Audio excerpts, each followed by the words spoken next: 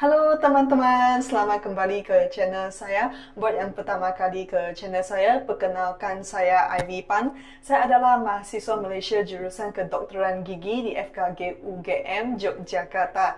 Nah, sering ada banyak teman-teman Indonesia tanya saya, apakah perbezaan bahasa Malaysia, bahasa Indonesia yang mana lebih sulit, yang mana lebih susah? Nah, sekarang hari ini saya mau sharing pengalaman saya dengan kekeliruan, kegagalan saya dengan bahasa saya di Indonesia. Soalnya kalau kalian pernah ke Malaysia atau pernah nonton Upin Ipin ya, tahu ya, itu bahasa Indonesia sama bahasa Malaysia mereka mirip tetapi mereka nggak sama. Nah, sebagai seorang mahasiswa Malaysia, saya sebelum ke Indonesia saya belum ambil les, saya belum nonton sinetron, jadi saya nggak punya pengalaman atau experience dengan bahasa Indonesia.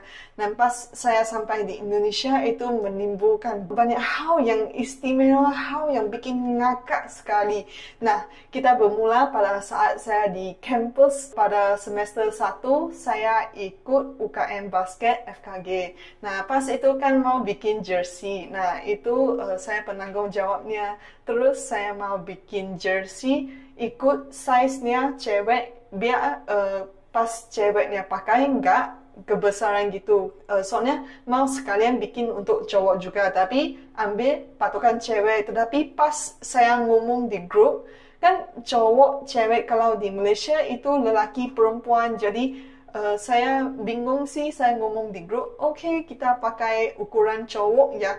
Nah, itu udah bikin galau, bikin bingung gitu loh. Soalnya sudah disepakatkan bahwa ikut cewek, tapi pas itu saya masih bingung. Tapi untung ya, itu tanda kamar mandi, itu bukan cewek cowok ya.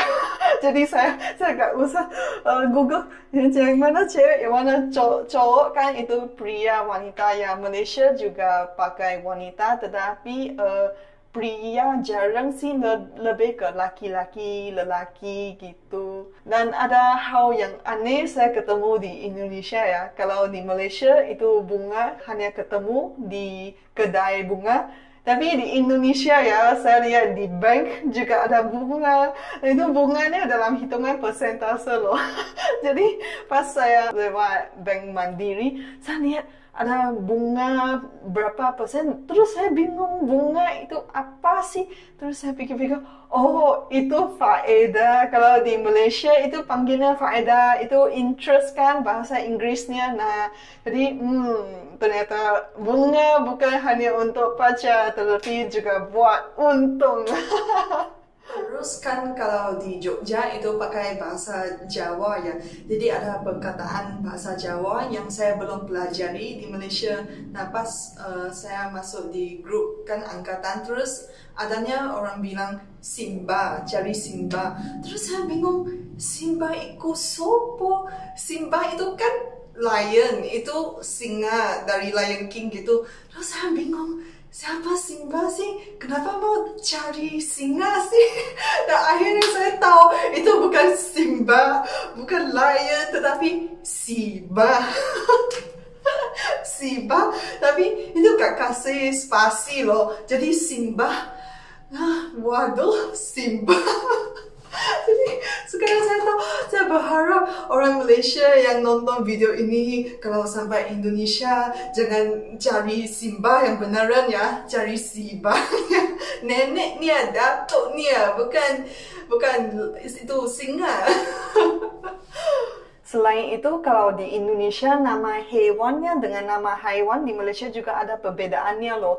Itu namanya besar haiwan udah beda. Malaysia itu haiwan, Indonesia itu hewan. Nah, kalau untuk hewan yang spesifik juga berbeda. Nah, pas saya kuliah, saya masih ingat itu ada satu soalan di ujian itu tanya, apakah hewan penelitian yang digunakan pada tes ini? Nah, A. Kera, B. Mamut, C. Kelinci, D. Saya udah lupa. Nah, saya bingung, apa sih itu hewannya semua? Jadi saya merasa seperti anak SD loh. Itu nama hewan saya juga bingung. Terus akhirnya saya tanya ke dosen, itu diminta terjemahin menjadi Inggris baru tahu. Oh, yang mau dicari itu marmot. Kalau marmot di Malaysia pakai marmot juga sih, tapi biasanya guna babi gini. Terus kera itu apa sih? Kera itu di Malaysia monyet. Terus kelinci itu apa sih? Sate kelinci. Kelinci itu arnab. Jadi ada banyak kebingungan itu sampai di Indonesia, di Jogja kan malam di tepi lesehannya lembah UGM, di tepi UGM itu banyak kan warung pas malam. Terus ada saya belajar nama hewan dari itu spanduk warung-warung gitu loh. Itu lele, ya lele sama sih. Terus kepiting. Kalau di Malaysia ketam, sapi. Kalau sapi di Malaysia ada sih, tapi biasanya kami pakai lembu atau langsung bilang aja daging. Ya, itu daging otomatis, daging sapi lah. Terus apa ya? Itik ya. Kalau di Malaysia itu bebek, panggilnya itik. Tapi di Indonesia panggilnya bebek ya. Jadi di sini ada sedikit kekeliruan, tapi gak apa-apa sih. Sekarang I know my animal, saya sudah tahu itu nama hewannya, jadi aman lah. Sudah bisa menjawab dengan betul di soal itu. Pertama kali saya ke warung SS, saya masih ingat. Saya belajar perkataan buah-buahan saya dari sana. Pas saya duduk, terus kan dikasih menu. Nah, itu ada banyak buah-buahan sih yang saya nggak tahu itu maksudnya. Akhirnya saya pakai Google. Jadi gini, itu nanas ya, nanas itu mirip lah strawberry ya, mirip. Tetapi apa sih itu semangka? Itu mangga? No, bukan. Semangka saya nggak tahu sih. Tapi akhirnya saya Google, oh itu tembikai. Jadi ada banyak bingung di sana sih. Dan juga kalau yang mirip bahasa Inggris alpukat, nggak mirip juga sih. Alpukat itu ternyata avocado ya. Jamur itu cendawan ya di Malaysia. Jadi pas saya baca itu menu SS itu di Malaysia kan pakai cendawan. Saya belajar, oh jamu apa sih itu jamu, semua pakai Google. Tapi sekarang udah mantap, udah pintar. Jamu itu mushroom. Sekarang udah pintar. Kalau ada teman-teman dari Malaysia datang ya, itu tanggung jawab pesanin makanan menjatuh di bahu saya. Dan saya selalu pesan apa ya, sambal kecap. Bukan saja nama buah-buahan dan sayur-sayuran dalam bahasa Indonesia yang bikin saya bingung, tetapi perkataan seharian-harian juga udah bikin saya cukup galau, cukup bingung ya. Sepertinya kulkas. Nah, kulkas itu peti sejuk. Kat Malaysia itu refrigerator dalam bahasa Inggris. Dan bukan saja itu, tapi juga ada sepeda. Kalau di Malaysia itu basikal. Apa ya lagi? Silang. Kalau di Malaysia panggilnya pangkah. Jadi mula-mula saya bingung kalau diminta silangin itu apa ya silangin. Untungnya dikasih gambar kok. Oh ya silang ini X. Maksudnya dipangkah ya. Dulu saya main ke Komodo sama teman-teman Malaysia saya. Nah, itu teman saya tanya ke tour guide-nya, apakah itu percuma? Terus saya cepat-cepat bilang ke teman saya, maksudnya bukan percuma, tetapi gratis. Gratis itu free.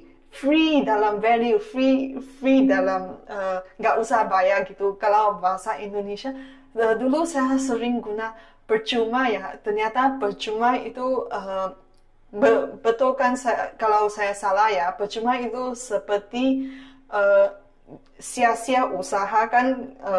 Kayaknya percuma. Nah, jadi di sini ada beda-bedanya itu parkirnya gratis. Apa sih gratis? Dari sana belajar dari tanda-tandanya. Selain itu juga ada banyak kegeliruan sih. Itu pas saya sampai di kelas, saya masih ingat kuliah pertama hari itu ditanya sama teman saya Agis ya, kalian udah kenal Agis kan dari Madiun ya. Nah Agis tanya ke saya, kamu pakai apa untuk sekolah di Malaysia, apakah pengangkutan gitu. Terus saya bilang Ya, saya naik kereta kok ke sekolah. Nah, terus itu mata Agisnya gede. Itu naik kereta beneran setiap hari. Dan saya dengan santai, ya, setiap hari naik kereta kok.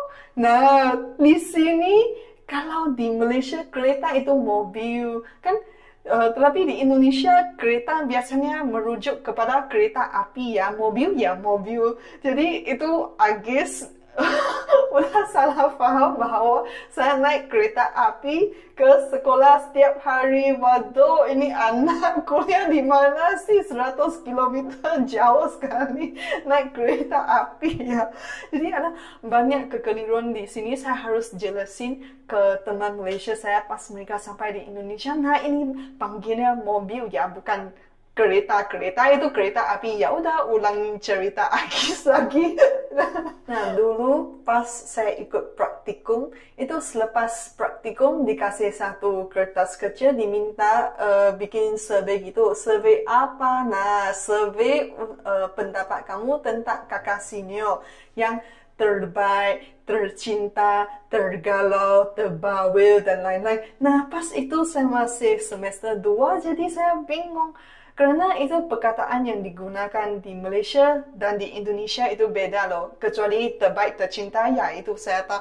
Nah, kan saya nggak tahu. Itu tergalak di Malaysia garang. Itu terbawel, itu di Malaysia cerewet. Kalau tergalau itu keliru. Jadi pas dikasih kertas itu saya nggak tahu cara isinya. Ya udah, itu saya cuma tahu isi terbaik, tercinta, ya. Yang kakak senior yang baik mana, ya isi tercinta, ya. Terus yang lain otomatis masuk tergalak, terbawa, dan yang lain-lain gitu loh.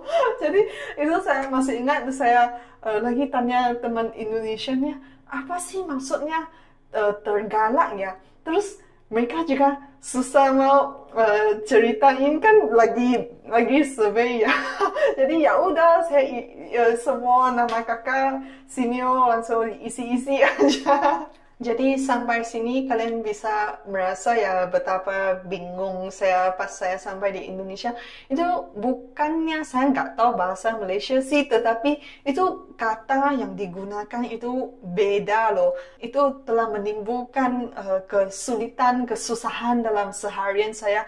Nah, kalau di Indonesia pakainya sulit, kalau di Malaysia pakainya susah, not easy. Itu kalau di Malaysia sulit itu secret, rahasia. Jadi di sini saya harus menyesuaikan diri kembali pas sampai di Malaysia. Soalnya kalau saya ngomong kayak sinetron ya, itu seperti lucu banget sih. Tahu, oh kamu kuliah di Indonesia ya, langsung dipanggil Mbak oleh teman-teman Melayu saya di Malaysia gitu. Nah, jadi kalau kalian suka video ini, kalian subscribe. Kalau kalian ada pengalaman lucu yang untuk bahasa Malaysia, bahasa Indonesia yang mau kalian sharing, ya kalian komen. Kalau kalian belajar sesuatu dari video ini, like.